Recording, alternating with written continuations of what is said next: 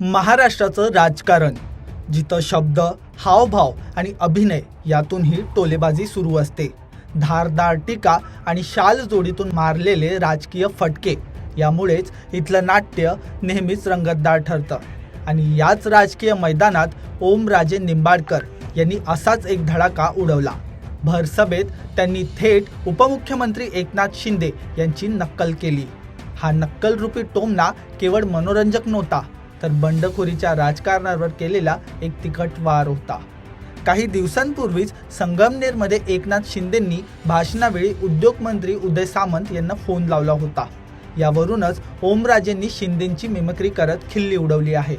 या नक्कल नाट्यावर लगेचच राजकीय वर्तुळात गदारोळ माजला. सत्ताधारी गटाने यावर तीव्र आक्षेप घेतला आहे. नगर विकास पण माझ्याकडे आहे आणि आता उद्योग मंत्री आहेत.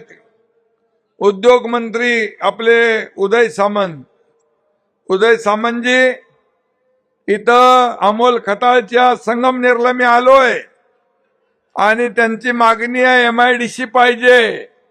काय करणार तुम्ही? साहेब 15 दिवसापूर्वी आपल्या आदेशानुसार मी संगमनेरला गेलो होतो अमोल खताळ यांच्या इथे आणि तिथंच आपल्या आदेशानुसार MIDC जाहीर केलेली आहे.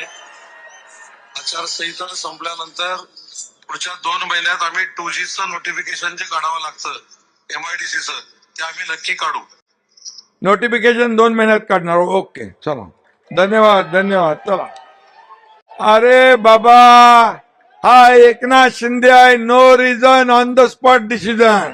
मी एकनाथ शिंदे बोलतोय. उदयजी, तुम्हीच का मंत्री? मी आता कळंब मध्ये आलोय आणि कळंबच्या लोकांची एक समस्या आहे, एक हलगड दूध देत नाही. तर ह्या हलगडाचं दूध कृपा करून तेवढं काढून द्या. मग कधी होईल काम? लगेच मंत्र्यांनी सांगायचं. काय काळजी करू नका साहेब, एक चरवी भरून दूध मी 2 दिवसात आणून देतो कळंबला. बाबा मी कमळाचं ती घटाळ्याचं कोण आहे काय? लोक मूर्ख आहेत आणि हिम्मलू.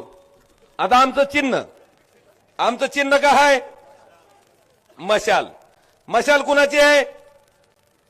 तुम्हाला माहिती आहे, नवरात्र उत्सव चालू होतो. अरे आपला बाप तिथला आमदार आहे, त्याचं तरी भान ठेवू. त्या तुळजापूरला आणून अख्ख्या महाराष्ट्रातील लोक तिथून मशाल पेटून कुठं नेतात? त्याला भवानी ज्योत म्हणतात त्या मशालीला. आणि त्या मशालीला हिनवतोय, त्याचा अपमान करतोय. त्याला काय म्हणला? मशालीला आईस्क्रीमचा कोण? एकदा तोंडात घेऊन बघ म्हणो.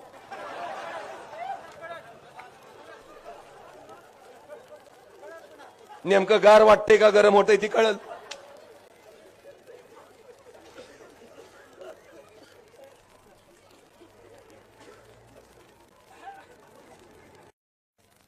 सोलापूर, तुळजापूर, धाराशिव रेल्वे मार्ग 14ला घोषणा केली ती मोदी साहेब. काम ह्या ओमराजेने केलं, पण ह्याच्याकडे आहे नारळाचं पोत. संकटच घेऊन येणत आहे. दिसलं काम की काढ नारळ की हानकुचा. ही पद्धत बांधवांनो हे केलं. आता ही झाला पहिला भाग पाटील कुटुंबाचा. आता दुसरा, लोकसभेची निवडणूक लाडली. कोण लढतंय?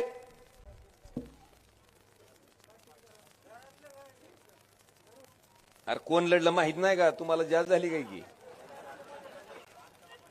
अर्चनाताई पाटील म्हणजे राणादादांच्या सौभाग्यवती. विधानसभा लागली. कोण लढतंय? राणा पाटील.